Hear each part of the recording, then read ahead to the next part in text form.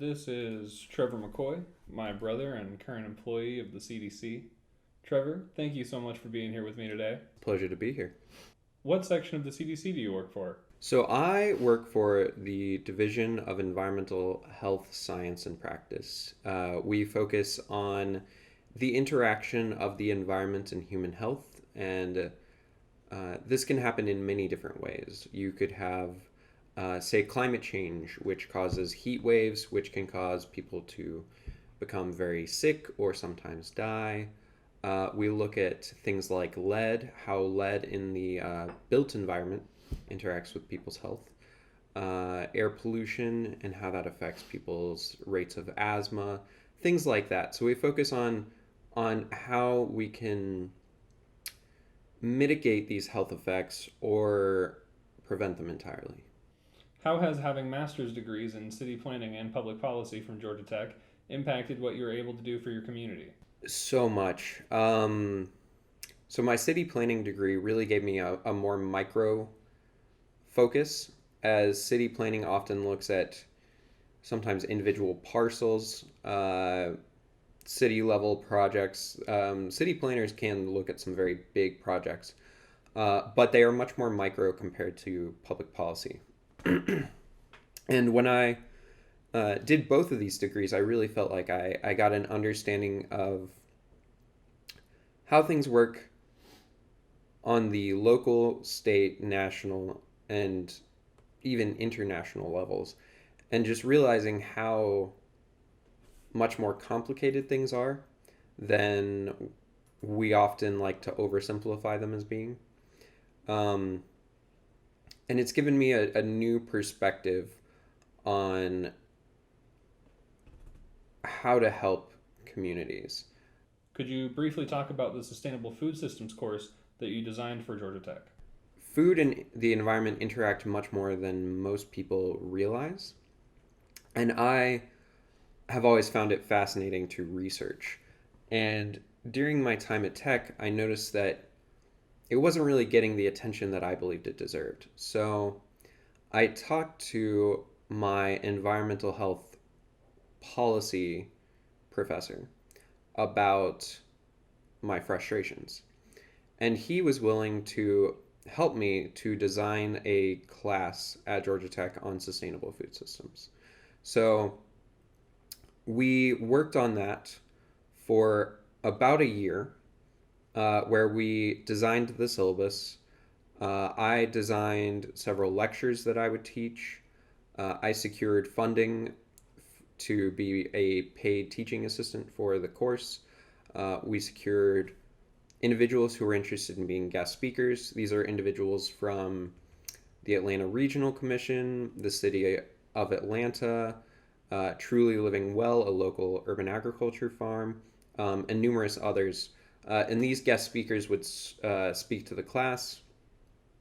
And so this was about a year-long effort to get the class ready and prepared, and officially recognized by Georgia Tech.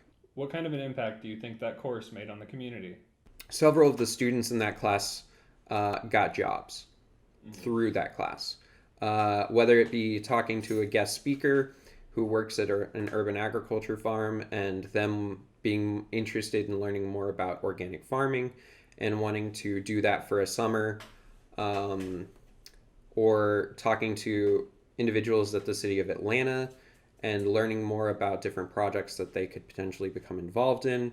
It was very interesting to see, sort of playing matchmaker a little bit and watching uh, how those dominoes can sort of fall after you've set them up.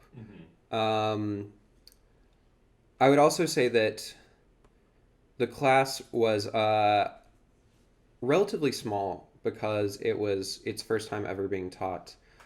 We had a total of 12 students, which is not many, but uh, the way I saw it is that it's such a relatively newly recognized important subject that with time it would become much bigger, and that this was sort of groundbreaking and new and would be a snowball that builds. What kinds of community-centric projects have you been involved in recently? So I've done a lot of work with Georgia Organics, and that has been a lot of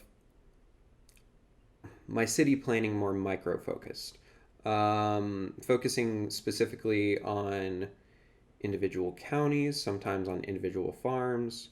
Uh, I did a few projects where I created what are called story maps. It's an interactive website with maps for different counties, highlighting lots of their different organic projects, whether it be organic farms or maybe local chefs who work entirely organically and often work with local farmers, things like that. Um, and I really enjoy doing that kind of work because it's very immediately visible, the impacts, and that I appreciate a lot. Finally, what are some of your goals for working with the community in the future? Yeah, well, so I really want to work even more on climate change. Climate change is really slowly becoming recognized as the monster that it is, and funding has been slowly increasing.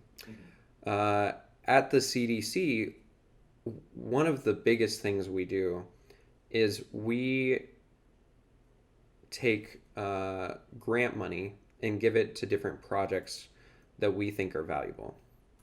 So states and cities can apply for this grant money and say, we want $2 million to um, maybe it's to renovate a cooling center so that when there's a heat wave, individuals can be better taken care of. They can come to the cooling center to cool off, stay safe, stay healthy, things like that. The climate change NOFOs, the climate and health NOFOs, are very young, very new, and still kind of getting their feet off the ground. I would say that my biggest interest right now is working with those climate change NOFOs to, for one, secure more grant money to give to states and cities that want to fight climate change, uh, and also to help decide which projects will have the biggest impact